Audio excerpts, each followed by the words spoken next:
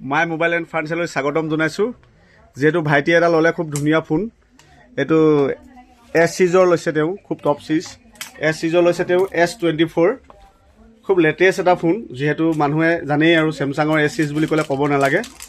আৰু ভাইটি যিহেতু মোৰ দাদাৰ ল'ৰা হয়, সেইকাৰণে ভাইটিক মই যথেষ্ট ডিছকাউণ্ট দিছোঁ। যিহেতু তেখেতক মই এটা কভাৰ দিছোঁ, টেম্পাৰ দিছোঁ, প্লাছ এডাল এডপ্টৰ দিছোঁ, অৰিজিনেল এডপ্টৰ দিছোঁ চেমচাঙৰ।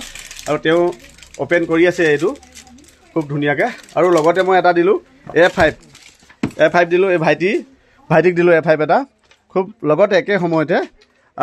আৰু এটা বাইদেউক দিছোঁ, বাইদেউক দিছোঁ মই Note 14 Pro, খুব এটা ধুনীয়া ফোন। এইটো কাপ ডিছপ্লেত আহিব। আৰু আহিব মাই মোবাইল এণ্ড ফাৰ্নিচাৰত, অফাৰ চলি আছে। আপোনালোকে আহিব, আপোনালোকে সহায় কৰক।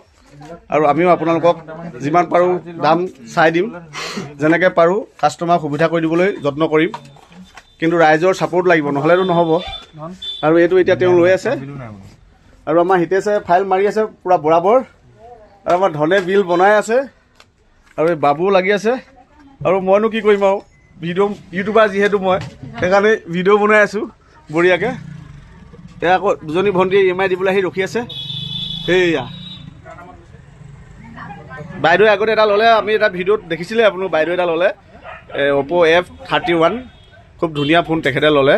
আৰু EMI দিবলৈ আহিছিলে, আৰু বাইদেউৰ নামতে তেখেতে লৈছে এতিয়া এটা খুব বঢ়িয়াকৈ, খুব ভাল লাগিছে। এইটো চাওক, Note 14 Pro। আৰু এয়া বাইদেউ ঘিলামৰাৰ পৰা আহিছে, যিহেতু খুব ভাল লাগিছে। লগোৱাব আছিলে ন? তেখেতৰ দাদা এজনে মানে কৈ পঠিয়াইছিলে যে তেখেতে আমাৰ পৰা ৱাশ্বিং মেচিন লৈছিলে। কোনটো কৰি আছোঁ, আনবক্সিং কৰি আছোঁ ভাইটিৰ হাতেৰে, খুব ধুনীয়াকৈ।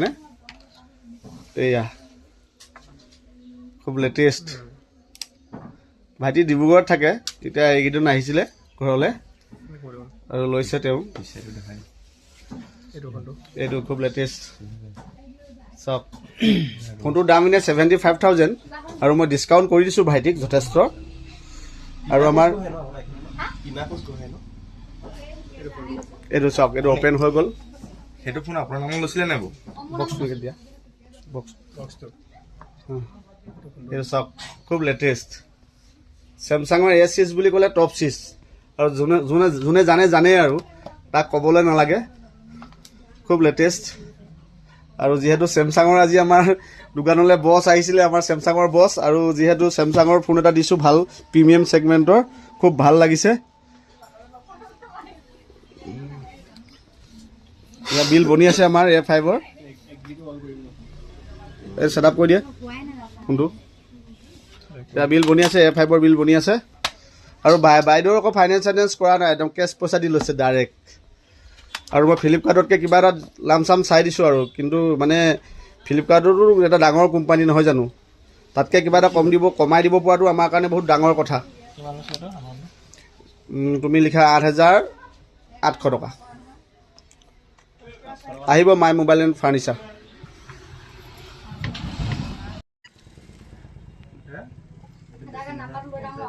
মই ক'লেতো মিছা বুলি ভাবিব, যিহেতু মই দোকানী মানুহ, মই ক'লে মিছা বুলি ভাবিব। তেওঁ যিহেতু ডিব্ৰুগড়ৰ পৰা আহিছে, এটা মোবাইল ল'লে খুব ধুনীয়া প্ৰিমিয়াম ফোন এটা।